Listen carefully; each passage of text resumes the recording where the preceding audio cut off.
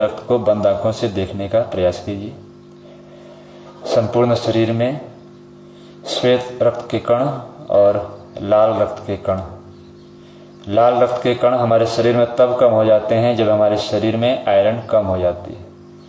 इसलिए उस आयरन को बढ़ाने के लिए हमें पालक का अधिक से अधिक सेवन करना। क्रोध में आकर के ना लें, कोई भी संकल्प क्रोध में आकर के ना लें, नहीं तो फिर असफलता का मुख भी देखना पड़ सकता है।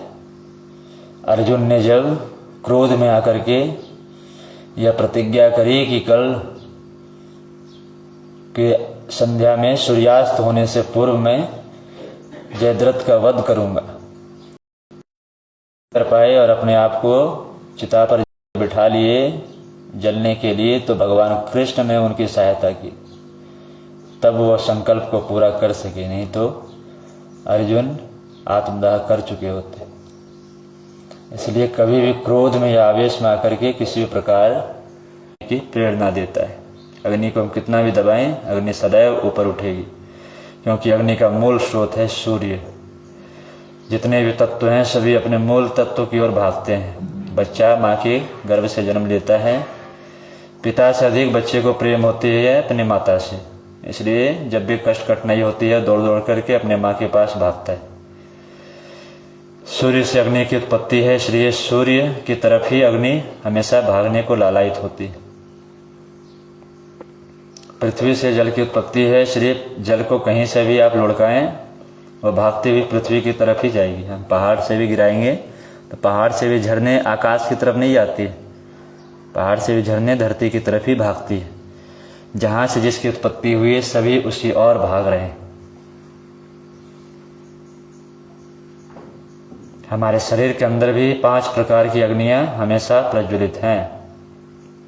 शरीर से बाहर सूर्य के रूप में अग्नि को देखने का प्रयास कीजिए। शरीर से बाहर अग्निदेव सूर्य के रूप में सदैव प्रज्वलित है। सूर्यास्त कभी नहीं होती, हम सूर्य से मुख मोड़ देते हैं। धरती माता जब घूमते हुए भगवान सूर्य से विमुख हो जाती है तो हम उसे ही सूर्यास्त का नाम दे देते हैं। भगवान सूर्य कभी अस्त नहीं होते, देवता कभी नहीं सोते। इसलिए परम पूज्य गुरुदेव ने कहा कि गायत्री महामंत्र सूर्य का मंत्र है, कभी भी गायत्री मंत्र किया जा सकता है, क्योंकि भगवान सूर्य कभी अस्त होते ही नहीं, देवता कभी सोते नहीं हैं। धरती माता केवल घूमने के कारण दूसरी तरफ हो जाती है, इसलिए उसे ही नाम दे दिया गया सूर्यास्त। फिर घूम करके जब आती है सूर्य के सम्मुख तो हम कहते हैं सूर्योदय। बाहर सूर्य के रूप में अग्नि सदैव प्रज्वलित है और शरीर के अंदर 5 अग्नियां सदैव जल रही है, और इसे ही पंचाग्नि विद्या कहा गया है। इसी विद्या को मृत्यु के देवता यम ने छोटे से बच्चे नचिकेता को बताया था। जिस यही पंचाग्नि विद्या है। अध्यात्म का गूढ़ जो है वह है गूढ़ रहस्य, वह है पंचाग्नि विद्या। और इसे ही कठोपनिषद में यम और नचिकेता संवाद के रूप में लिखा गया है और कहा गया, उत्तिष्ठत जाग्रत प्राप्य वराण्य बोधत क्षुरस्य धारा निशिता दुरत्या दुर्गम पथस्तत् कवियो बदंती। उठो, जागो और चल पड़ो जब तक लक्ष्य की प्राप्ति न हो जाए। इसी श्लोक को स्वामी विवेकानंद पूरी दुनिया में प्रचार किए थे कि जब तक लक्ष्य की प्राप्ति ना हो जाए तब तक बिल्कुल डटे रहो, आलस्य ना करो, प्रमाद ना करो। अगली लाइन है, क्षुरस्य धारा निष्ठा दुरत्या दुर्गम पथस्तत् कवियो बदंती। जितने भी संत महात्मा हुए हैं उन्होंने अध्यात्म को कहा है उल्टे छुरे के धार पर चलने के बराबर है अध्यात्म का रास्ता। इतना कठिन भी नहीं है। तेज धार छुरे की हो, उस पर उल्टे चलने वाली बात है अध्यात्म। कितनी कष्ट कठिनाई आएंगी आपके जीवन में कि पग पग पर आपकी परीक्षाएं होंगी, लेकिन जिनके अंदर धैर्य है वह व्यक्ति अध्यात्म के रास्ते को पार कर जाएगा और परमात्मा को पालेगा। लेकिन जिसके अंदर धैर्य की कमी है, दंड देने का स्वभाव है, क्षमा की प्रकृति नहीं है, जीवन में हमेशा क्रोध आवेश भरे हों, शीतलता का गुण विकसित यदि नहीं हो तो व्यक्ति कभी भी अध्यात्म के मार्ग पर नहीं चल पाएगा।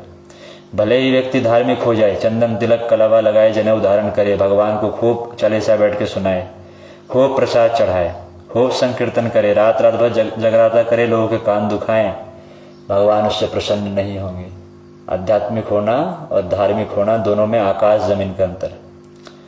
इसलिए अध्यात्म जो है वह उल्टे छुरे की धार पर चलने के बराबर है। पग पर कष्ट कठिनाई आएंगी, रोग दुख सुख सब आएंगे, उन सभी को जो मुस्कुराकर हंसते हुए जो झेल करके उस रास्ते को पगडंडी को जो पार करता है, उसे ही अध्यात्म मार्ग की उपलब्धि होती है। यह राह नहीं है फूलों की, कांटे ही इस पर मिलते हैं, लेकर के दर्द जमाने का बस हिम्मत वाले चलते हैं।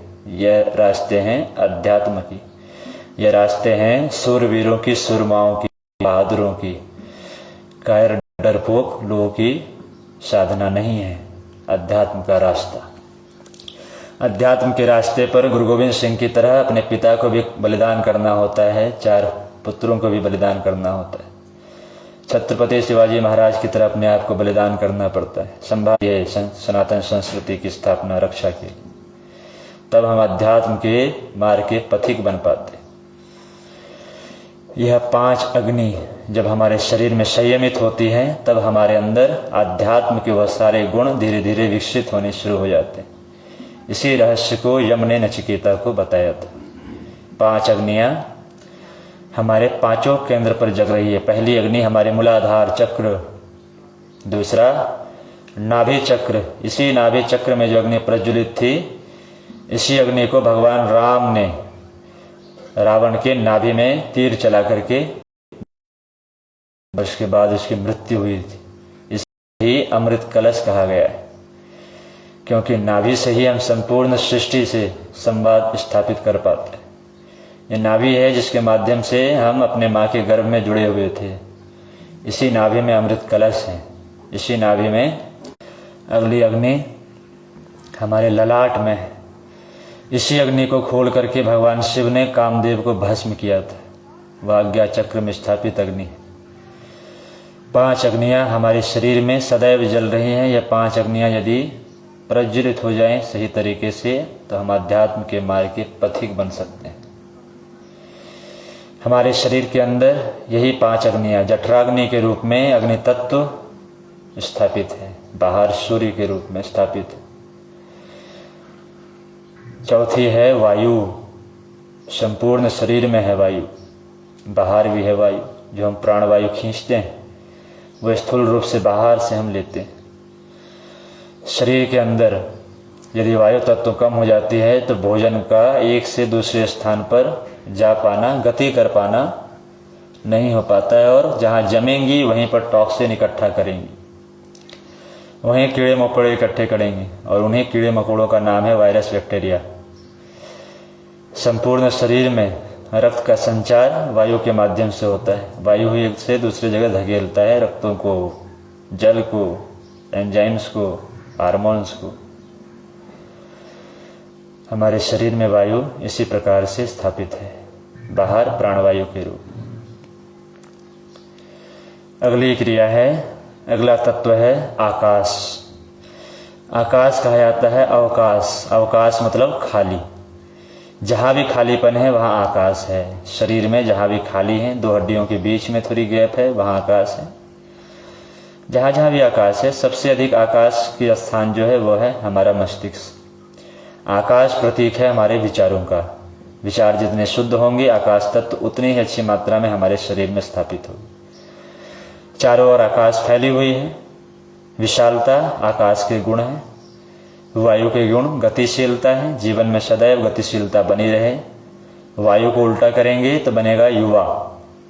युवा कभी भी थका हारा, उदास, निराश, हताश नहीं हो सकता है। युवा के अंदर सदैव गतिशीलता होनी चाहिए, सक्रियता होनी चाहिए, सदैव आशावान्वित होना चाहिए। वही व्यक्ति युवा है।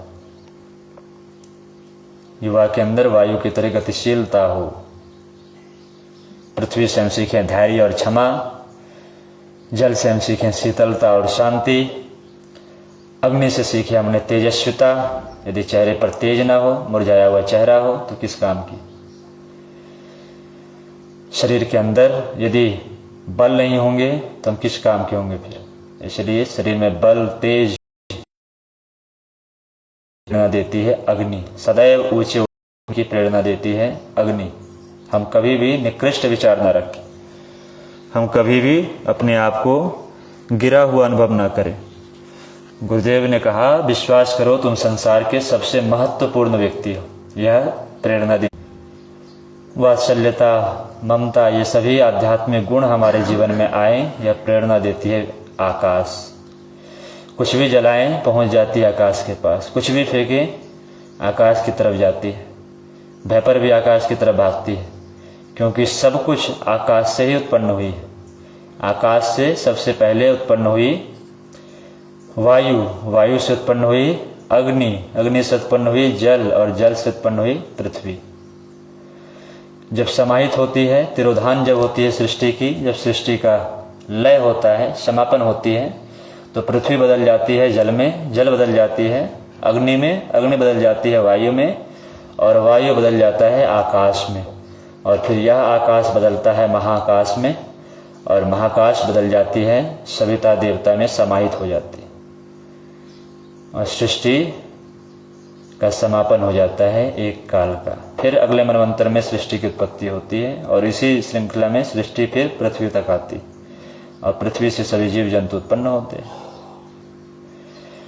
शरीर में जहाँ भी रिक्तता है, खालीपन है, वहाँ आकाश है। विचारों के माध्यम से उस आकाश तत्व को संपूर्ण शरीर में अनुभव करने का प्रयास कीजिए।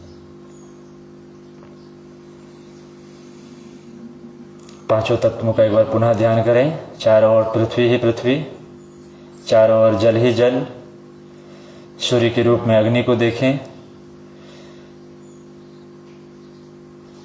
हिलते हुए पत्तों के रूप में वायु को देखिए, वायु के प्रवाह को महसूस कीजिए शरीर से, और पांचवा है हमारा आकाश, विचारों के रूप में फैला हुआ आकाश। इसी प्रकार हमारे विचार भी चारों ओर फैले हैं, हमारे भावनाएं भी चारों ओर फैली हैं, जिस प्रकार आकाश फैले हुए हैं। लंबी गहरी श्वास लीजिए, धीरे करें। इन पांचों तत्वों को हम श्वास के माध्यम से धारण कर रहे हैं। भावना कीजिए हम श्वासों के माध्यम से इन पांचों तत्वों को शरीर में धारण कर रहे हैं। मस्तिष्क में, कंठ में, हृदय में, नाभि में, संपूर्ण शरीर में तत्वों का ध्यान आपने किया। लंबी गहरी श्वास लीजिए, धीरे धीरे श्वास को छोड़िए। लंबी लंबी श्वास लीजिए, धीरे धीरे श्वास को छोड़िए। लंबी गहरी श्वास लीजिए, धीरे धीरे श्वास को छोड़िए।